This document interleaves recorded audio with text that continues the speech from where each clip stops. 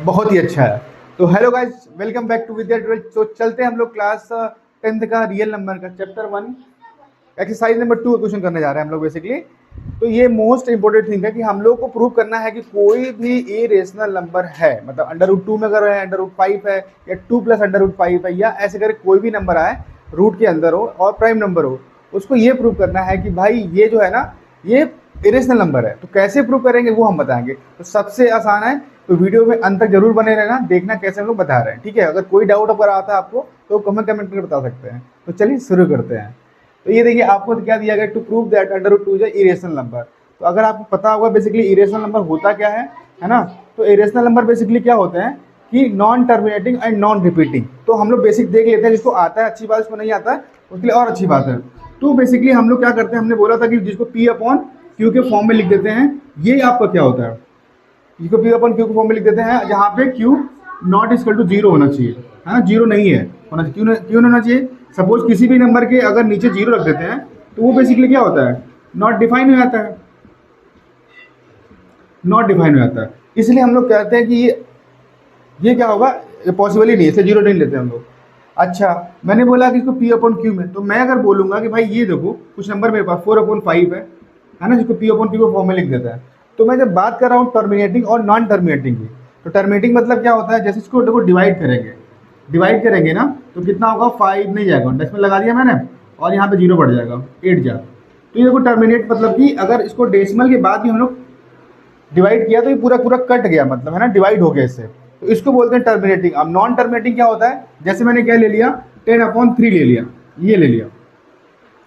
अब 10 को मैं 3 से डिवाइड करूंगा तो क्या आएगा, 3 3 या 9, माइनस किया 1 बचेगा, डेसिमल लगाया फिर जीरो यहाँ पे आ गया, 3 3 या 9, फिर यहाँ पे 1 बचा। अब फिर से करूंगा, जीरो बढ़ाऊंगा, फिर 3 3 या 9, ये रिपीट करता जाएगा बार बार, क्या होगा, रिपीट कर जाएगा। इसको बोलते हैं रिपीटेशन, ठीक है।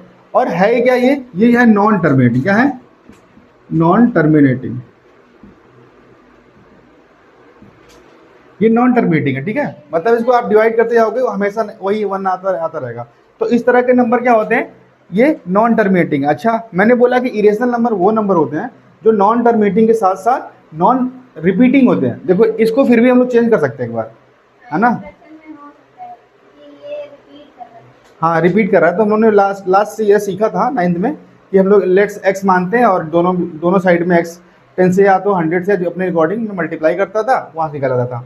अब नॉन रिपीटिंग क्या होते हैं, तो जैसे मैंने ले लिया 22/7, जैसे पता है आपको ये किसकी वैल्यू होती है, ये आपकी वैल्यू होती है पाई की, है ना। पाई यूज करते हैं वहाँ पे, जनरली आपने देखा होगा 3.14 ले लेते हैं, बट ना ये एग्जैक्टली वैल्यू नहीं, अप्रोक्स वैल्यू होती है, पाई की फिक्स वैल्यू नहीं है। अब इसको हम लोग क्या करेंगे, 22 अपॉन किसे करेंगे, 7 से। तो 7 3 कितना आएगा, 21 आ गया, कट गया 1 आ गया, डेसिमल लगाया, जीरो बढ़ाया, 7 1 7 किया मैंने, 3 आ गया, और यहाँ पे जीरो फिर से बढ़ाया, 7 4 जा कितना 28 होता है, माइनस किया 2 आ गया। अभी और चलेगा आगे, जीरो फिर मैं अगर इंक्रीज करता हूँ तो कितना, 7 2 जा 14, कट गया ये कितना 6 आ गया, जीरो। अब 7 8 जा 56, ये कट गया, ये फिर से 4 आ गया, जीरो, ठीक है। 56 और कितना होगा, 7 5 जा 35, माइनस किया कितना आ गया, फिर 5 आ गया, जीरो, है ना। 7 7 जा 49। तो ये चलता जाएगा।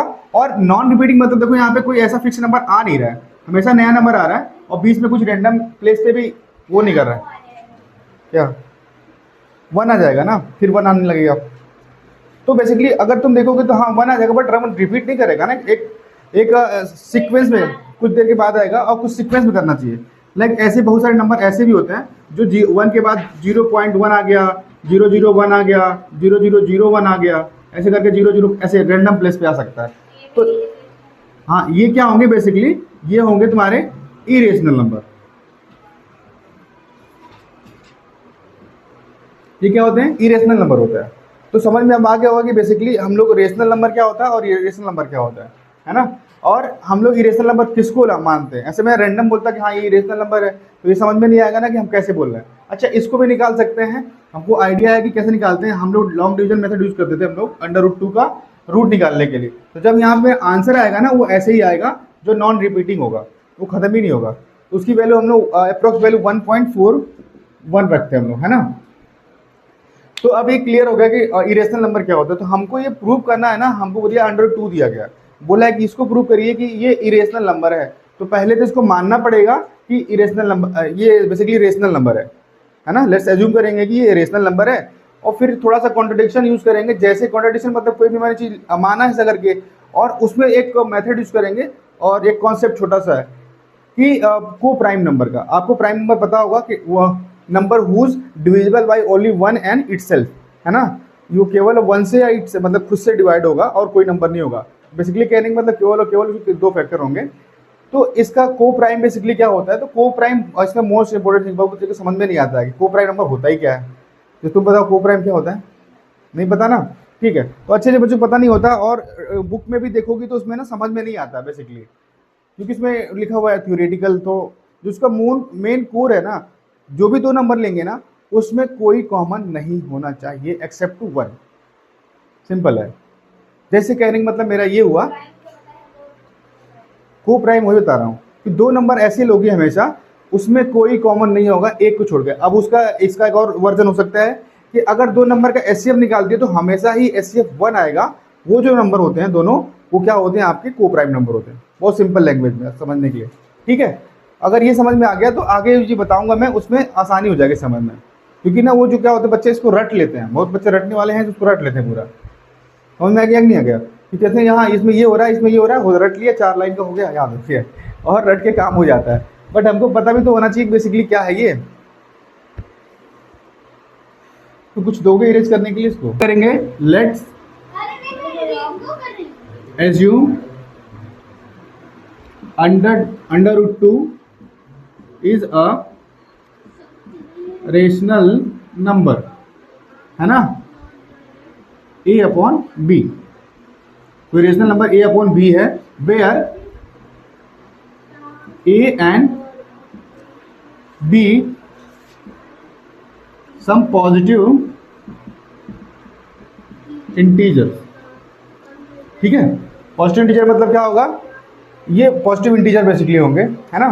तो क्या लेंगे, a अपॉन b √2, ठीक है, ये हम लोग मान लेंगे। अब क्या करेंगे, इसको स्क्वायरिंग बोथ साइड करते हैं।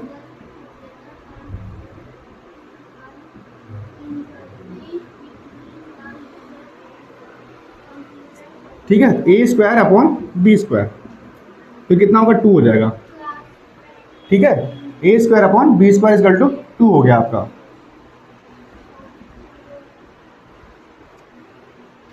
तो a स्क्वायर इक्वल टू कितना होगा, 2b स्क्वायर हो गया, है ना। तो कितना होगा,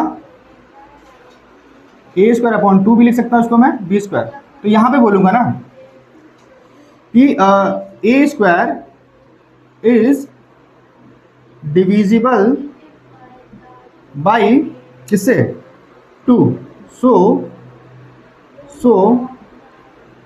a is also divisible by 2।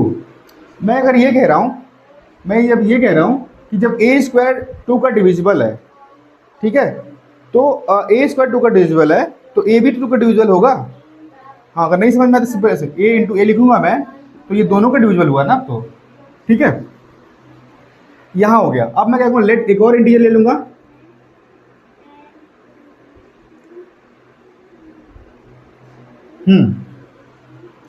एक और ले लूंगा। तो a इक्वल टू में क्या ले लूंगा, 2c ले लूंगा। क्या ले लूंगा, 2c। अब यहाँ पुट करेंगे, let one integer more, a equal to 2c ले लिया मैंने। c इज ऑल्सो और सम इंटीजर, पॉजिटिव इंटीजर, ठीक है। अब यहाँ put the value of a, क्या करेंगे, जहाँ पे वहाँ पे 2c रखेंगे। कहते हैं 2c का स्क्वायर इक्वल टू b, कोई दिक्कत नहीं है इसमें, अपॉन 2 रहेगा यहाँ पे। हाँ बी स्क्वायर रहेगा, बस मैंने क्या किया ए की जगह 2c रख दिया, सही है। कितना आ गया अब? हाँ वो 2 ही रहेगा, ठीक है। कितना अब स्क्वायर करेंगे, कितना अगर 2c का स्क्वायर, 2c का स्क्वायर कितना होगा 4c स्क्वायर हो जाएगा, कितना हो जाएगा 4c square upon 2 equal to b square, clear है। अब 2 1 जा 2, 2 2 जा 4, तो कितना होगा 2c square equal to b square, तो c स्क्वायर इक्वल टू कितना बी स्क्वायर अपॉन 2 हो गया, क्लियर है। यहाँ फिर देख लेना हम लोग, so B square is divisible by 2, so b is also divisible by 2। समझ में आ गया नहीं आ गया? अच्छा मैं यहाँ लिखना भूल गया ना भाई, क्या हुआ ए एंड बी आर को प्राइम, ठीक है। ए एंड बी आर को प्राइम दोनों नंबर है। अब को प्राइम मतलब क्या है कि एस सी एफ क्या होगा, वो 1 आना चाहिए। कैसे, जैसे मैंने 8 और 15 ले लिया, दोनों का एचसीएफ निकालो, कितना आएगा 1 आएगा, ठीक है। कोई भी नंबर ले सकते हो। अब कहने का मतलब इसमें है ना कि कोई कॉमन चीज नहीं है इसमें, 1 के अलावा कोई कॉमन नहीं है। अब मैं कॉमन दिखा दिया यहाँ पे, देखो मैंने बोला कि यहाँ पे ए स्क्वायर भी 2 का कॉमन है, मतलब 2 का डिविजिबल है, और यहाँ दिखा दिया बी स्क्वायर भी 2 का डिविजिबल है। तो हमने जो माना था वो गलत हो गया ना फिर तब तो, क्योंकि मैंने बोला था क्या कि ए और बी दोनों को प्राइम है। मैंने क्या बोला था कि ए और बी दोनों को प्राइम है, दोनों में कोई कॉमन नहीं होगा। हाँ यहाँ पे कॉमन हो गया, so here we can C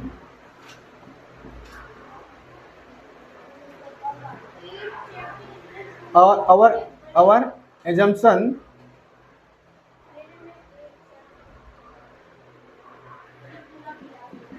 is wrong, so we can say, so under root 2 is a irrational number। So I hope सबको समझ में आ गया होगा इसमें, है ना। हम लोग इसमें बेसिक से सब कुछ समझे इसमें कैसे कैसे आती चीज़ें हैं, और को प्राइम नंबर क्या होता है। तो को प्राइम नंबर यहाँ पे बेसिकली समझना आपको ये था कि ए अपॉन बी, मैंने क्या ले लिया अंडर रूट 2 ले लिया, और मैंने बोला कि भाई ये रेशनल नंबर हो, तो रेशनल नंबर तो इसके इक्वल होना ही चाहिए इसके। मैं बोला कि ए और बी तुम्हारे क्या है, को प्राइम है। को प्राइम मतलब क्या, दोनों में कोई फैक्टर नहीं है, कोई कॉमन नहीं होना चाहिए। अब हम लोगों ने इसको प्रूव किया, और प्रूव करने में दिखाया कि देखो ए का डिविजिबल 2, ए का भी डिविजिबल 2 है और बी का भी डिविजिबल 2 है। तो जो हमने माना था वो कॉन्ट्रडिक्शन हम लोग का रॉन्ग हो गया, मतलब जो हमने माना था वो एजम्पशन हमारा रॉन्ग हो गया। सो इसलिए कह सकते हैं ना कि अंडर रूट 2 क्या है, मेरा इरेशनल नंबर है ना। Thank you for watching, keep connected with us, thank you, bye bye. Don't forget to like and subscribe.